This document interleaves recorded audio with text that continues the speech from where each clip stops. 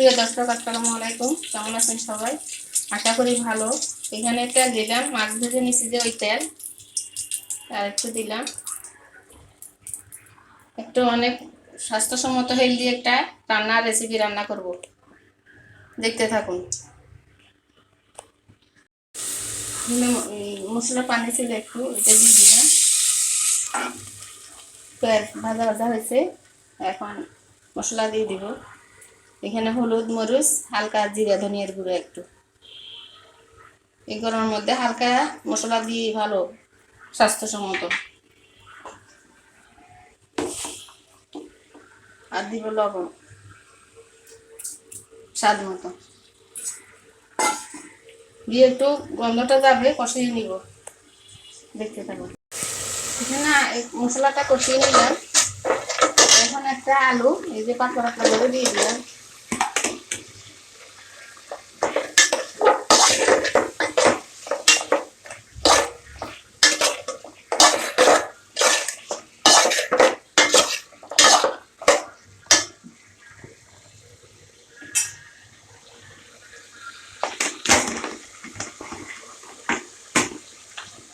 আর এখানে ঢেঁড়স এভাবে কেটে নিচ্ছি, যে একটা ঢেঁড়স 2 ভাগ করে নিচ্ছি।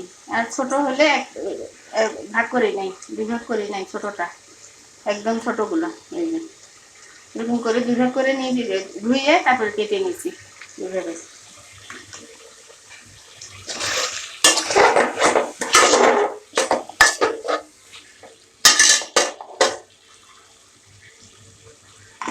কেউ চাইলে ঢেঁড়সটা একটু ভেজে নিতে পারেন তেলের মধ্যে, একটু তেলের মধ্যে।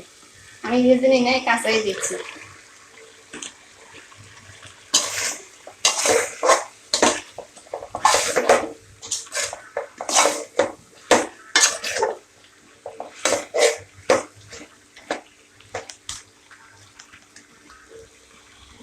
কম মশলাযুক্ত খাবার, খুব অল্প, কম উপকরণে এখানে হলুদ, মরিচ আর লবণ, আর একটু জিরা, ধনিয়া, বেশি উপকরণ দিই না এখানে।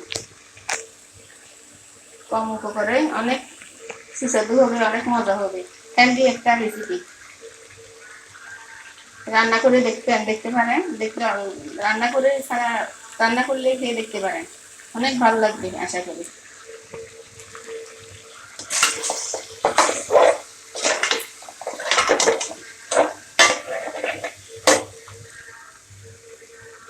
সামান্য একটু পানি দিব,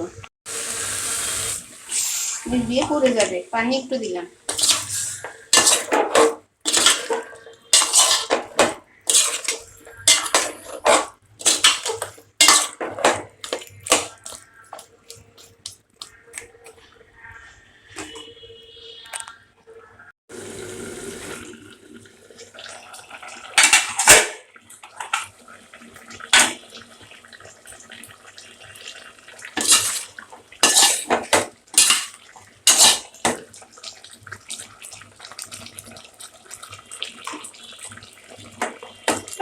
এখন মাছটা দিয়ে দিব। এই যে মাছটা পাঙ্গাস মাছ নিয়েছি, কেউ চাইলে দিতেও পারেন, নাও দিতে পারেন। একদম রেসিপি কিন্তু অসাধারণ।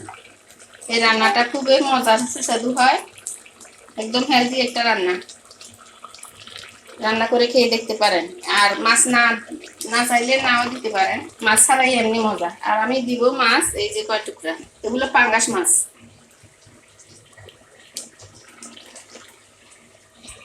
ভেজে নিছি একটু, এখন দিয়ে দিব।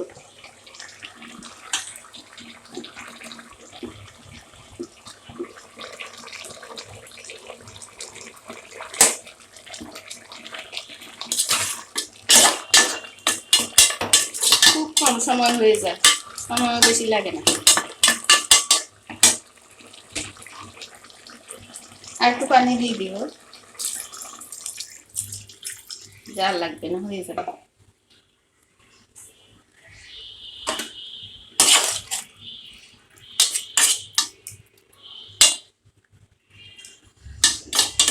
আর নামানোর সময় একটু ধনিয়া পাতা দিব। আমার বাসায় ধনিয়া পাতা নাই, একদম ডিবে আছে, এগুলা বরফ হয়ে গেছে। ভালো করে রান্না হোক। হয়ে গেল আমার রান্না, ঢেঁড়স দিয়ে মাছ দিয়ে, অসাধারণ হয়েছে বন্ধুরা। এভাবে এটাই আমার ফাইনাল লুক। এভাবে রান্না করে দেখবেন, অনেক ভালো লাগবে আশা করি। আমি সার্ভিং ডিশে তুলে নিব আর পরিবেশন করে দেখাবো আপনাদের।